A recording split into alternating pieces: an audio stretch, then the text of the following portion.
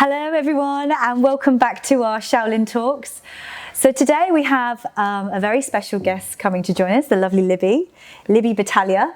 And she's going to be chatting to us about some amazing work that she's doing with a company in Southampton called Audacious. As you know, this month is all about culture. So we've been chatting with lots of different people about culture, about history, and really exploring different aspects of that. Libby's going to be chatting to us about the projects that she's been doing in Southampton City and also in the South as well, and also going to be chatting to us about and sharing with us about the projects with the Mayflower 400. So for those of you out there who don't know what the Mayflower 400 is, it's if you were watching last week, we were having a chat about what that was. It's a commemoration of the sailing of the ship. Yes. And it's about exploring the history and the culture and the impact that it's had on the city. And it was a very interesting talk that we had last week. And I think it's going to be fantastic to hear about what you're going to be doing and what you're going to be offering for the city.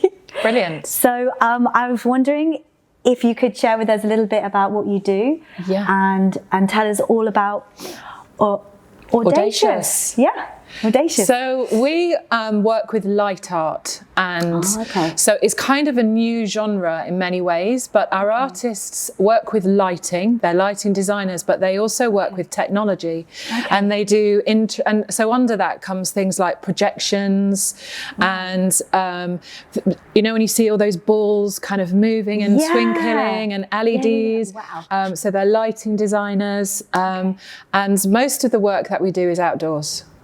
It's outdoor light exhibitions, light festivals. Yes. Wow. Light trails and light installations. So it's becoming very popular now, particularly in the winter, because obviously we need darkness. Oh, okay. Yeah. You need the light. Yeah. And what inspired you to do that? How did Audacious come about? Audacious came about when I was working with the Lighthouse in Poole. So the Lighthouse is a really large venue. It's a theatre, isn't it? It's a theatre, but it's the largest venue outside of London. Oh, it's got 4 kind of auditoria, so concert hall, main theatre, studio theatre and cinema. And I was looking to do something different, and I was really interested in kind of digital arts. Okay. And a friend of mine called Donald Hutera, actually, who's a reviewer, he's a critic. He sent me a link to a light festival in Manchester and said, have you seen this? What about this? And I was like, oh, wow, that looks really interesting. So this is about 5 years ago.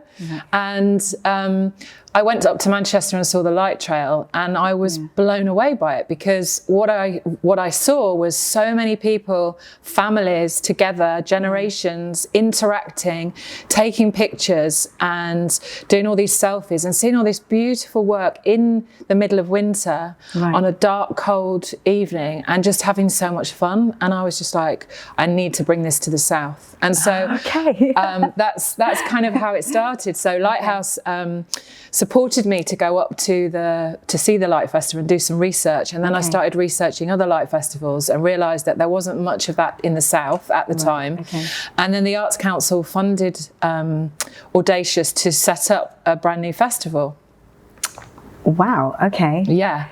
Oh, that's amazing, isn't it? Well, as well as sponsors, and the Lighthouse was one of them.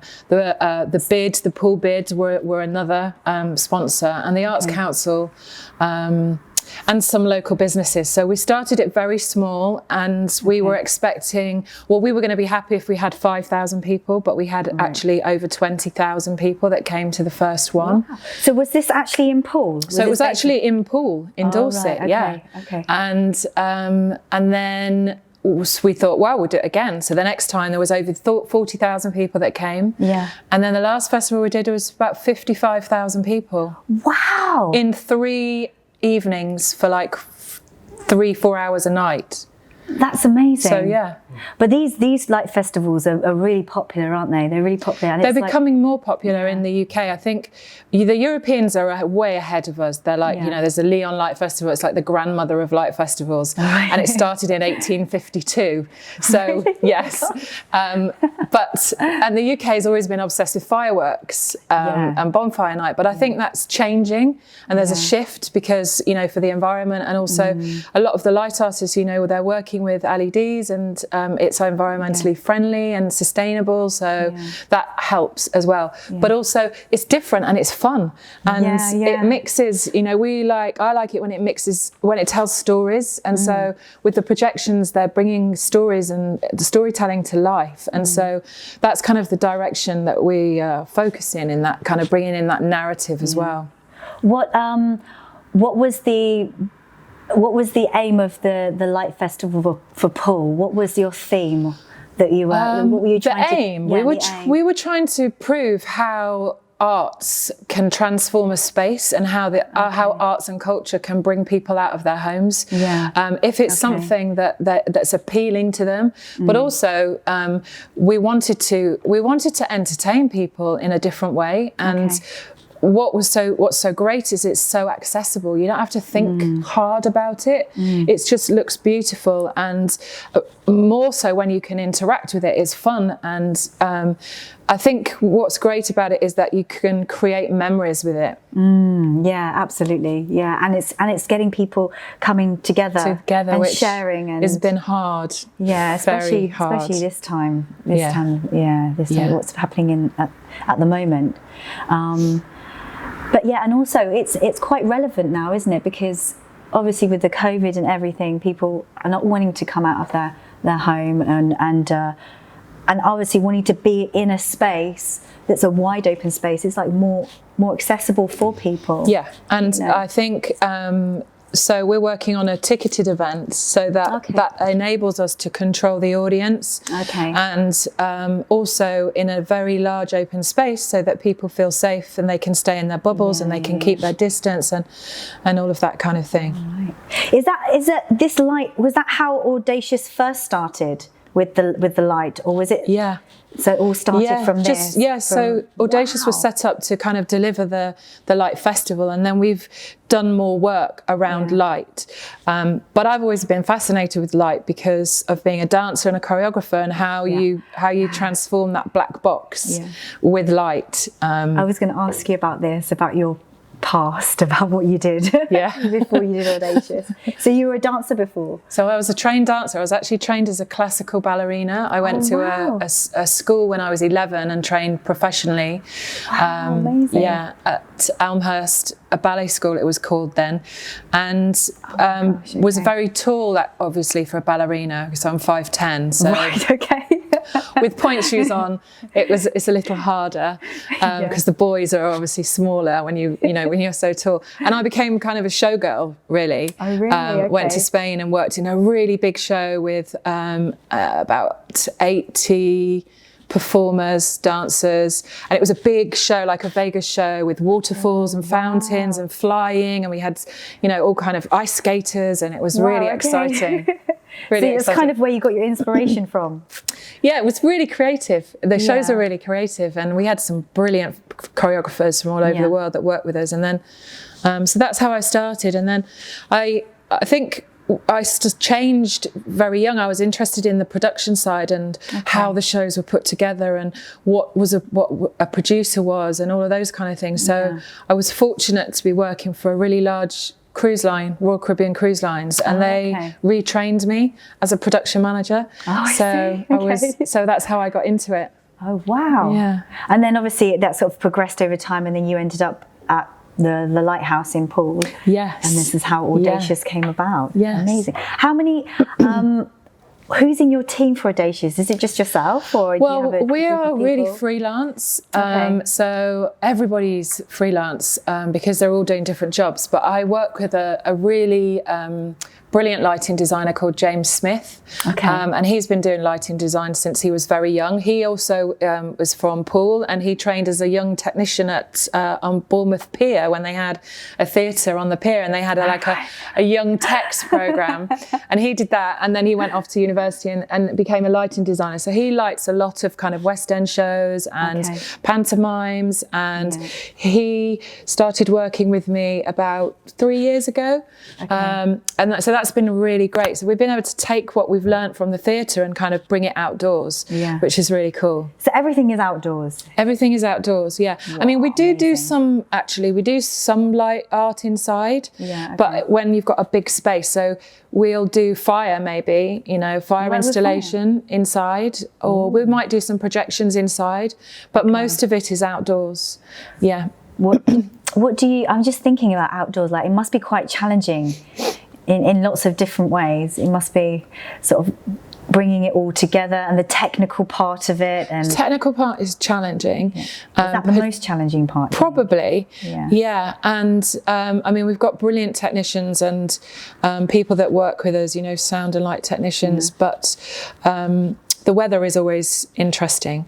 I was thinking about that. And what happens if it rains? Well, the lighting equipment that we use is waterproof, so it's okay if it rains. The moments that we have challenges is when it's really windy.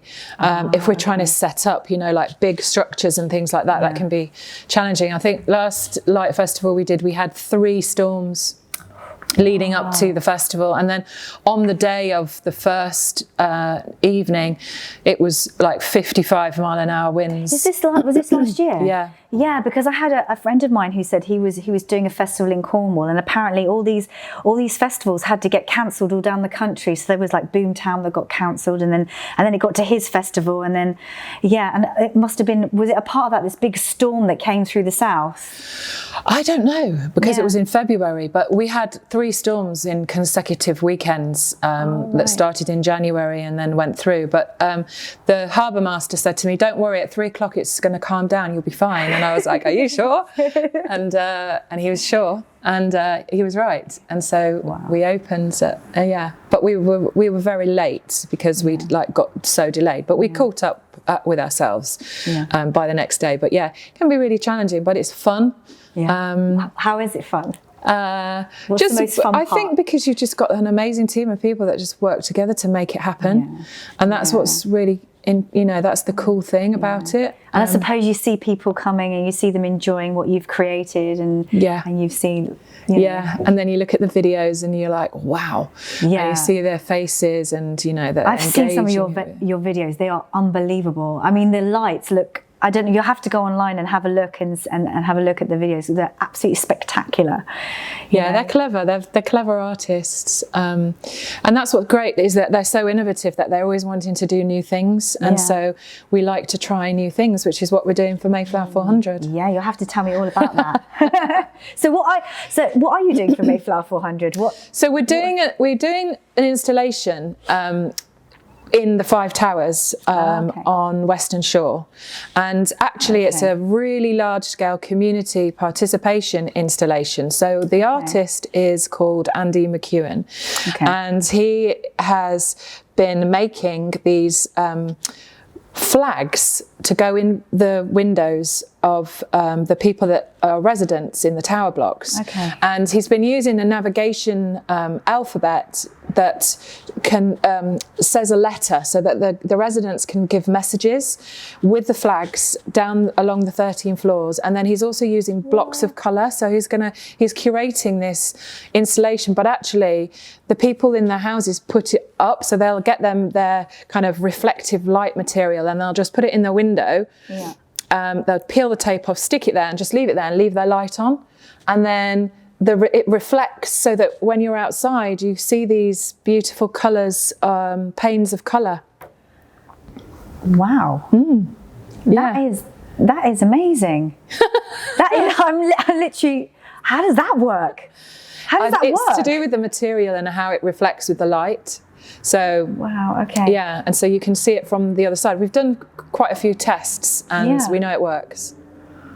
but you got to leave your light on. So it's the 26th, 27th, and 28th of November, the Thursday, Friday, Saturday. So, and why did you choose to do it there? Because it's such an amazing location, and I went on a site visit. So when we're planning, we kind of go on site visits. We look at spaces around the city and go, what could we do there, and what could we do there?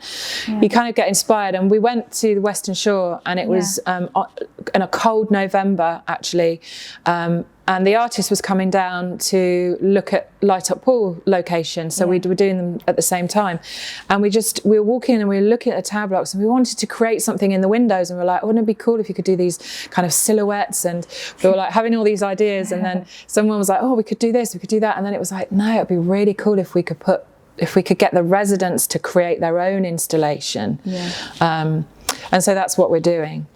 Is it important, the location that you put these light festivals on? Do you really think about the location, about where you're doing Yes. it? What is it about the location that drives you to think, okay, we're going to do our light installation here. This is where we're going to do it. So the best locations are the ones where you don't have other light pollution. So where you haven't got too much light that's shining around. So the hardest thing about working in an urban space, like in a city or a town, is that there's lots of light that you're fighting against. So, because most of the light installations look better when they're in complete darkness, and so you're just focused on that piece. So you want to take out the light, but you bring the light in. But obviously the shops, they want to still promote their work. And you can't make them turn all their lights off. You can't make them turn their lights off. We ask them to. Some of them do, some of them don't. But the darker the space, the better. So that area is particularly dark area, and it's going to work really well. Yes, because there's not an awful lot of light that's going to pollute that space. So let me get this straight. So for the Mayflower 400, you're going to be doing this light exhibition. How does that link in with the Mayflower 400? It's to do with the shipping. So, because obviously the ship passed those towers. And also all the cruise ships, and a lot of there's a lot of journeys that are kind of going on, passing in different kinds of ships and boats and planes and everything else. And then the navigation is the way that the ships can communicate with each other. So that's why they're having the navigation flags down the centre windows. But also it's about community, and it's about all diverse communities, and how do you bring those people together? And so we've had we're doing it through COVID, so that people we are able to be safe, so that everything will be delivered in an envelope, and then they will be able to take that out and then hang it. Is this like a new technology? Is this kind of, because I've never heard of this before. The reflective material. Yes, really cool. I think it's fairly new. And I think you're going to ask me what it's called, and I can't remember now. But it's a type of material that responds well with the light. And the artist obviously did the research, and he tried different types of materials, and we found the right one. That's amazing. Is there any other projects that you guys are doing as well? I know you're doing stuff to do with poetry. So we've got another artist. He's called Gijs van Bon, and he's from the Netherlands. He's coming over in February, and he is really clever. He uses different technologies to write. So we've had him in the festival before, where he had this robot and young people wrote poetry. Then he programmed their poetry into the robot, and then the robot wrote their poems out with sand, with this reflective glow-in-the-dark sand, and it would just, and then we had all this beautiful poetry all over the floor on the streets. That sounds amazing. And so now he's got this new technology that he's developing with lasers, where the primary school children are writing the poems, and then he will program his machine so that the lasers then scribe the poems onto the wall. So through the lasers, so it's really clever. I love it how art is going into this kind of technical, like kind of, Yeah. you know, like futuristic, and you kind It's of the like future. It's the future. It definitely is the future. Yeah. Yeah, it's amazing how it kind of. Is there any technologies out there that you? Because obviously technology is being sort of adapted and developed all the time. Is there any technologies out there that you really want to work with, that you've seen? You know, you think, oh, you like AI, or I don't know, something. Yeah, I mean, I think AI is really interesting. I don't know too much about it, but I think, you know, it's for whatever the artist. It's kind of, you're inspired by the artist and what it is that they're working with. And I think now there's a lot more artists that are working in that genre, and so we're always looking for new things and kind of talent spotting. Yeah. So if an artist wanted to get involved in your projects, what would they do? They had just contact you? Yeah, a lot of artists just send an email to me and say, hey, have you seen this? Do you like have you seen this? But also, I mean, not now so much, but I have, you know, part of my job is to go and see other light festivals around the world and see new artists and discover new work, which is something that I really like doing. But we also have artists that we work with that are creating their own installations. Wow. And that's really exciting when they've got an idea and then you work with them to develop it. It's really exciting. I wonder, because last year we hold an event at the Chinese New Year for Southampton City. Yeah. And last year we had a group from the Isle of Wight that came and did an art installation for us in the centre of the Guildhall Square, doing all the Zodiac. Oh. Wouldn't it be amazing if Audacious came to help us to do a light installation for the Chinese New Year? Yeah. Maybe you could do a massive light up. You know, it's Year of the Ox. Oh, wow. Yeah, so you could do a big projection. Like a massive ox. That would be so amazing if you could find an artist that could do a big bull in the centre. Yeah. A projected one. Like a projected one. Oh, we've got lots of artists that can do that. Yeah, we're working with an artist called Ross Ashton, who has a company called The Projection Studio, and he comes up with some really cool projections. And then there's another artist called Ashley Wilkie, and he is really good at animating and doing the kind of 3D stuff. So, yeah, there's some cool people around, and obviously in the Netherlands and Amsterdam, there's some great. They're a little bit ahead of us, I think. Yeah. With the poetry, is that a project that's happening right now at the moment? Yeah, the schools. So Artful Scribe is an arts organisation based in Southampton, and they have developed some really cool resources, online digital videos, with Samita, who's a local poet, and they are now out and available for young people to kind of look into and learn from her, and then they can send in their poems through their schools, and then the poems go to Heis. But also we're doing film poetry, which is another form of light art, where the artist or anybody writes a poem and then they tell that poem through video. Okay, wow, that's Has anybody has started to do that? Have they started to create? We started to do that in 2018. Okay. So we had a competition for film poems to be sent to us, and then we chose a winner and we commissioned that artist, and I think we had 12 different countries that engaged with the project from all over the world that sent in videos. So already we've had videos from Afghanistan and Iran, and so really interesting to see that how far the reach goes. Yeah. Are they young people, or I don't know, because they don't necessarily tell us their age, but they just they send in their application and they tell us where they're from and what it's about. So and we've had people from Ireland as well. So really interesting. So is it like a competition? Yes.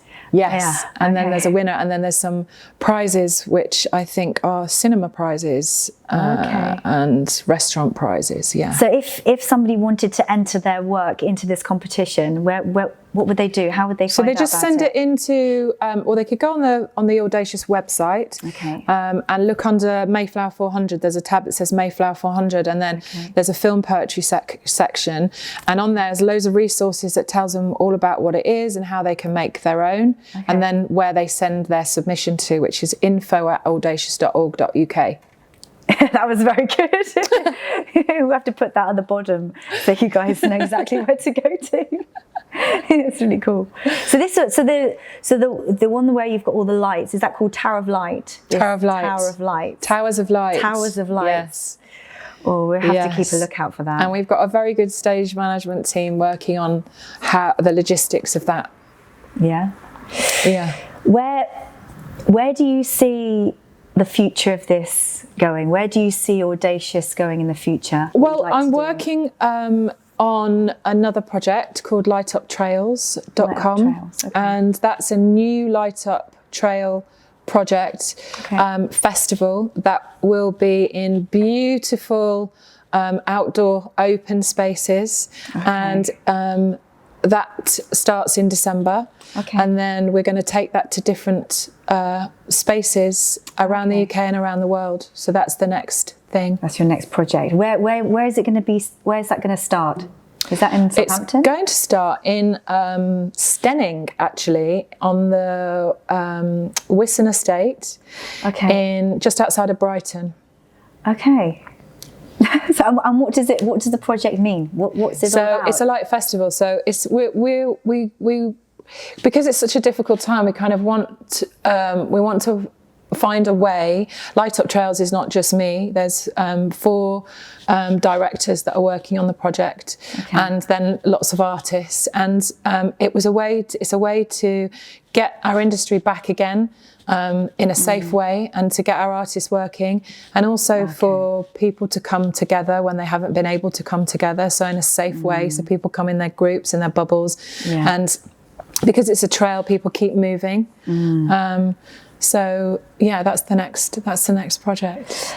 And I just trying to get my head around the light trails. Like, what will they be, like different shapes, or what are these? So this particular one has got the theme of hope. And so people will walk in and they see the Garden of Hope, and this is a new technology that James Smith is working with, who's a lighting designer, and there's the Hope Tree, and as they walk through that, then they see this beautiful country house on the estate, and that will all be lit up kind of Christmassy, and have a Christmas songs. One of the artists is writing it. And then they'll be able to walk through along the path, along the estate, and they'll see different installations as they go. And they'll be able to have a nice kind of festive drink and food. And that's the idea. And why this area? Why did you choose this area to locate this project? Because one of the partners involved lives in the village and knows the estate, and it's just a really beautiful location, and it's perfect for this time of year, and also for the kind of time that we're in at the moment. So wow, it sounds like you've got a lot of projects going on, and you're going to be inspiring a lot of people.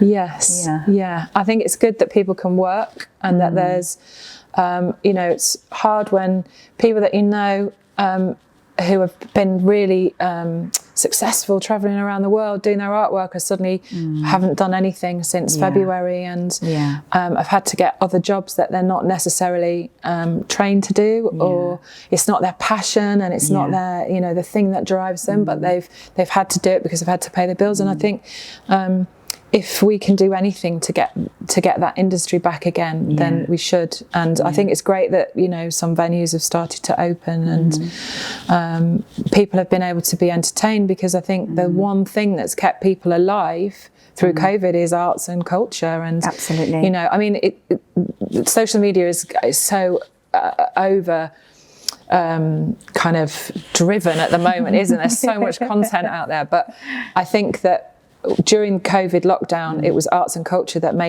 got people through it. And, you know, a lot of artists were giving away free content because they just wanted to work.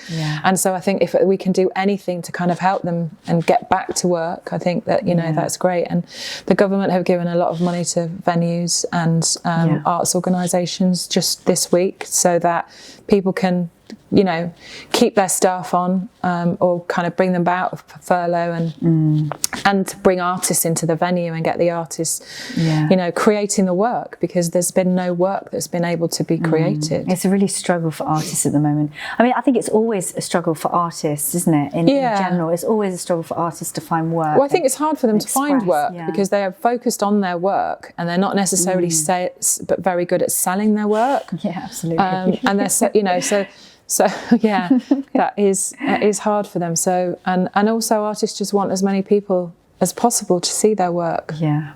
Well, this is going to be an amazing opportunity created for artists and also for the local community as well. So it's benefiting, you know, people in the industry, and it's going to be benefiting the community as well, because they're going to be inspired by those projects. And I can't wait to see some of those light installations and work. We're really excited about Towers of Light because that's a community project, and so they're going to be part of the creation, and so they'll feel, you know, hopefully they'll feel some kind of satisfaction out of it when they see it, and so, you know. So if you want to see this project, remind us where they can Western see. Shore. Western Shore, okay. And it's going to be on the Thursday, the 26th, 27th and 28th of November. Yeah. So people can just go there. They can turn up and have a look. Well, they can just go there between 6 and 9 and have a look. Okay. So if they're just going for a walk along the beach, they can just turn around and see the towers. Oh wow! Amazing. And does Audacious have a website and do you have like a Facebook? Or? There is an Audacious website, and there is a Facebook page as well. So people, if they're interested and you want to find out more about Audacious and the work they do, then you can just go there and have a look, and how you want to get involved, if you want to do the poetry, or if you want to find out more about Towers of Light, or if you're an artist yourself and you want to contact Libby and show her some of the work that you do, then I'm sure she'd be I would be delighted. I just think it's amazing, all this technology, you know, that art and technology all coming together. I remember when I was in theatre, it was like a multimedia theatre. You know, this was the thing, multimedia theatre, when you just had like a projector and theatre together, and that was it. You know, we were like, wow, this is amazing. And now it's like unbelievable. Yes, you know? You're saying all about the artists and the kind of drawing, and well, it's mind-blowing. I can't wait to see what your next projects are going to be and how you're going to inspire people. Amazing. Okay, well, thank you so much for joining us. And like I said, if you want to come and see these Towers of Light to do with the Mayflower 400, then you can go on the websites and have a look. You can get in touch with Libby and find out how you guys can get involved. Great, thank you. So great, thank you, Libby. Thank you so much for joining us. Thank you, and thank you so much for watching. And hopefully we will see you again next week. Bye bye now. Bye bye. Bye.